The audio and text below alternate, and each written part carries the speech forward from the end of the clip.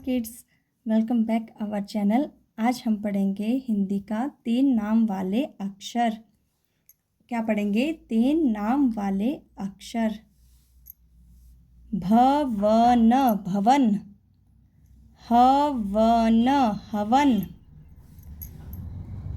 नगर नगर, भजन भजन, मदन मदन, कमल कमल, नहर नहर, सरक सरक, करण करण, बदल बदल, गदर गदर, जलन जलन, चमक चमक, पलट पलट, मगर मगर।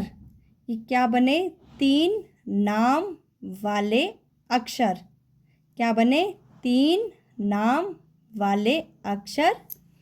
भवन, हवन, नगर, भजन, मदन, कमल, नहर, सरक, करण, बदल, गदर, जलन, चमक, पलट, मगर। Thank you.